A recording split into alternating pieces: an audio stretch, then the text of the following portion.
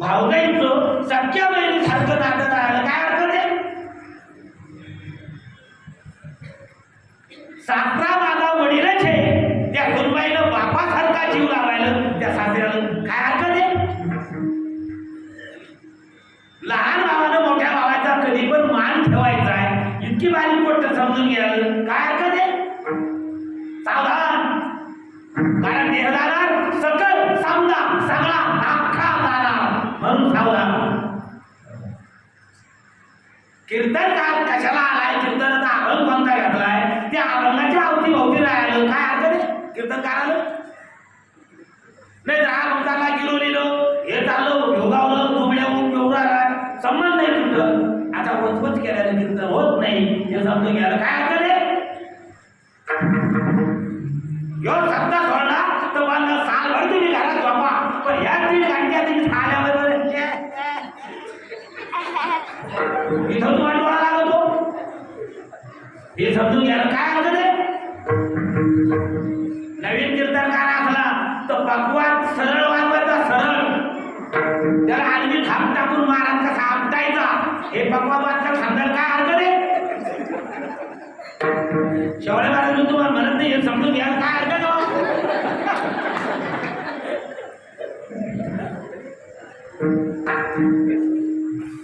दररोज शाळेत आमचा मुलगा शाळेत जातो का नाही हे पालकानं नोटीस ठेवायला काय अर्थ आहे?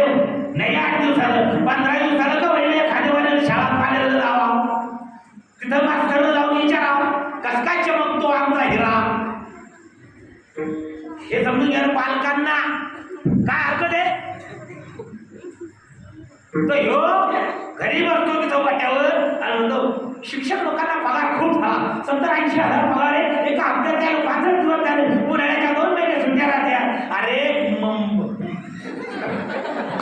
कायच बोलू आता राम राम, तू मास्तरचा पगार बोलू राहिला, मग त्या घरी महिने ठेव वाटी मास्तरचा मान ठेवणं आणि घरी गेलेल्या शिक्षकांना गृहपाठ होमवर्क प्रत्येक विद्यार्थ्यानं करायला काय अर्थ देऊ? विद्यार्थ्यांनी कोणत्याच शिक्षकाचा अपमान करता कामा नये. गुरु आपला गुरुचा अपमान होताच कामा नये आयुष्यात. समजून घ्यायला काय अर्थ आहे?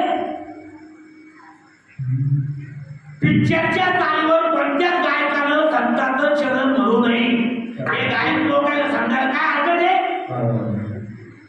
पारमार्थिक सांप्रदायिक ताली असाव्या एवढं तरी आम्ही ताळ्यावर लाव हे समजून घ्यायला काय अर्थ आहे? 2 भावाच्या बायका सख्या म्हणजे 2 बायका नसत्या, त्या 2-3 भावाच्या बायका ज्या असत्या त्याला जावा म्हणजे जावा या सख्या बहिणी सारख्या राहावा हे समजून घेतलं काय अर्थ आहे? पण नाही त्याचं नावच जावा, आपला नवरा मायबापात नाही ठेवा. नजरत होता तर राहायचं घर तर कोणाची भाड्यानं खोली करून घ्या आणि तिथं भाकरी पाड्या करून खावा, पण आपला नवरा सासू सारख्यात नाही ठेवा. अरे ते या जावा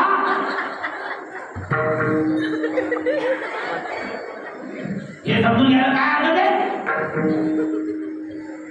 अरे नवऱ्याच्या कानात सारख्या घ्या बायका नवऱ्याच्या कानात आपले हे घ्या ते घ्या हे वाटून घ्या ते वाटून घ्या, मग म्हणजे म्हातारा म्हातारी म्हणजे ते आपल्यात नको. अरे आणि त्याचा गावात बरा गोड लागतो तुला सोडते, त्याची शेती पाहिजे, त्याचे पैसे पाहिजे, त्याचे पगार पेन्शन पाहिजे, पण सासू सासरे नको. अशा सुना जर दिवाळीच्या दिवशी जरी मिळाल्या तरी काय अर्थ आहे?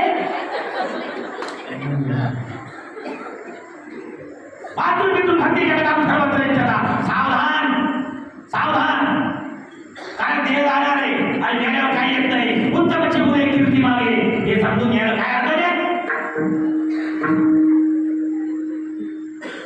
प्रत्येक सुनबाईला तिची भावजाई तिच्या भावाच्या ताब्यात तिच्या बाईच्या ताब्यात पाहिजे, सुनबाईला तिची भावजाई आणि इथं सासूईच्या ताब्यात पाहिजे. अरे हो अरे सुने बारीकची गोष्टी समजून घ्यायला काय अर्थ आहे? आई बापाचा शेवटचा श्वास आहे तोपर्यंत त्यांची सेवा करणं माझ्यासारख्या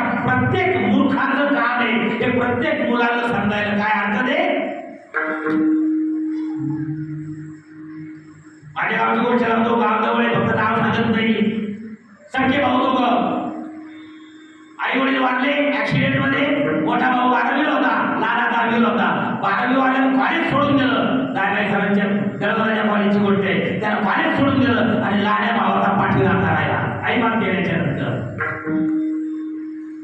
त्यानं शिक्षण भरपूर शिकवलं. तो डीएड झाला, बीएड झाला, मास्टर झाला. दोघांच्या 3-3 एकर शेती आली. पण मोठ्या भावाला 3 मुली, वावर 3 एकर, ते पण कोरडवाहू. हा मास्तर झाला लहाना, याच्या आधारावर, याच्या पैशावर हा दादोडे पाटलाच्या घरी साला राहिला मोठा भाऊ. आणि मायबापाच्या नंतर लहान्या भावाला शिकवलं. किती उपकार पाहिजे हे समजून घ्यायला काय अर्थ आहे.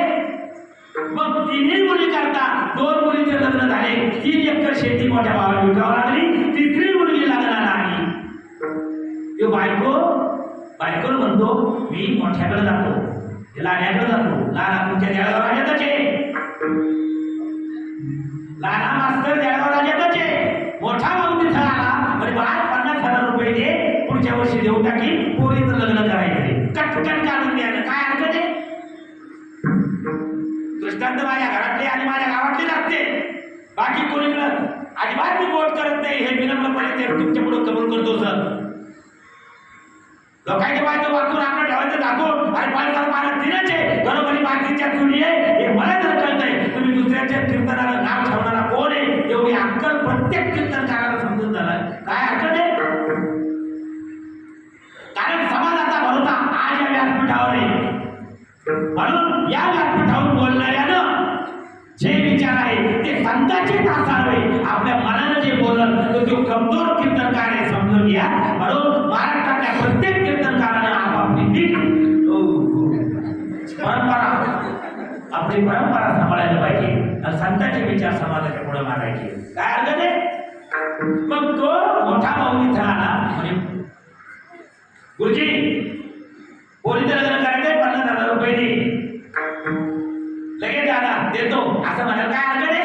ते होतं दादा बसाच्या आप्या मी तिला विचारू. तिला काय विचारतो बाप तिला काय विचारतो. आणि अगं सरला मोठे दादा आले पोरीचं लग्न करायचे त्यांना 50,000 रुपये पाहिजे देऊ का. ती म्हणती काय. तिला बघा इकडे पाय या भावानं जीवावर मी मास्तर झालो आणि याला पैसे द्यावेच लागते असं तो भवानी बोला काय आलं तर ती म्हणते अजिबात नाही 1 रुपया द्यायचा नाही. पोरगी का आपल्या जीवावर आहे का त्याची. अशा टायमाला बायकोच्या दाढीखाली हात द्यायचा जगात सापट्यात बायको वृत्ती पाडायची कुठून 2 लाथा घालायच्या. काय अर्थ. अरे काही बायका पाण्यात नाल्यानं त्याची पोरगी निघून गेली तर झालं पण मी आठाने द्यावं देणार नाही. अशा ठिकाणी अशा टायमाला बायकोचे नाही बत्तीच्या बत्तीस पण 4-5 दात पाडायला काय अर्थ.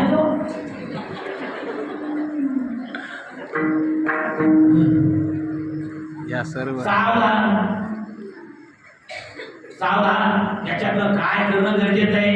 एकमेकावर प्रेम करणं गरजेचं आहे. विश्वास ठेवणं गरजेचं आहे. नम्रपणा गरजेचा आहे. सहकार्याची भावना गरजेची आहे.